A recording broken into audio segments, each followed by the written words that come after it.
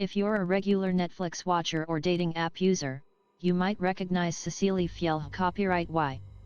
She was one of the unlucky stars of the Tinder Swindler, the streaming giant's hit documentary about fraudster Simon Leviev. Cecilie is one of the women who says Leviev, real name Shimon Hayut, posed as a wealthy heir to dupe them out of thousands of pounds. 5 years on, the 33-year-old is ready to find love again. This time she's appearing on Celebs Go Dating, a show where a cast of stars, often from reality TV like Love Island and The Only Way is Essex, go on dates with non-celebrities.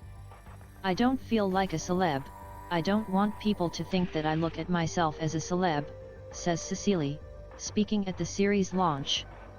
But I really appreciate that my face is actually known around the world, she tells Newsbeat. And I'm blessed that I'm able to do Celebs Go Dating and show a different side to me. After sharing her experience, Cecilie is perhaps more optimistic about dating than you might expect.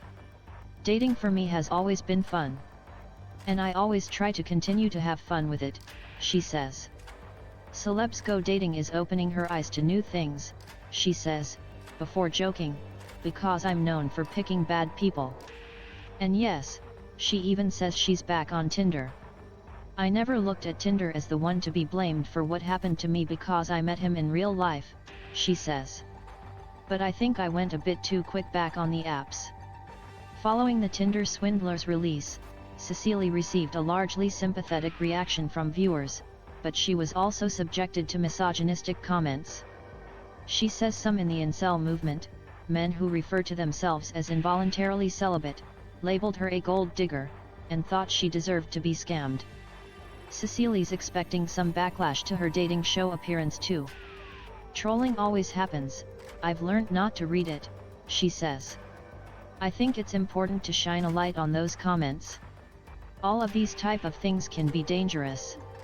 It's fun to laugh about it, but it can be dangerous in the long run. Cecilie campaigns for more awareness surrounding romance fraud, and she says she wants tailored training for police and healthcare professionals so victims can feel better supported.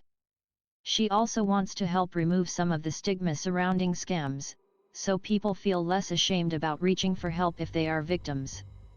And she says it's disheartening that Leviev is a free man. My main thing was never to become a celebrity, it was to get him in jail and keep people protected from people like him, she says. In 2019, Leviev was convicted of 4 charges of fraud, unrelated to Cecilie's allegations, and sentenced to 15 months in prison, but he was released after serving only 5 months.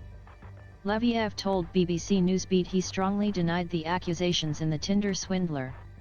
He's still based in Israel, and Cecilie says she unexpectedly saw him in a beach club in Tel Aviv. I just looked at him and he looked at me, I just gave him a little wave and then that's it, she says. I'm not scared of him. Unfortunately, a lot of people are, but he can't hurt me anymore.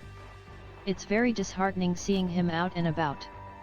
Leviev claims he reported Cecilie's Tel Aviv visit to Israeli police and accused her of harassing him. He was sentenced in Finland in 2015 for defrauding 3 women. Cecilie says she still gets DMs from a range of people, young and old, sharing their stories of romance fraud. But she does have advice to share if you suspect you're being scammed. If you're thinking or wondering, reach out to either family, friends, tell them about what you're experiencing, she says.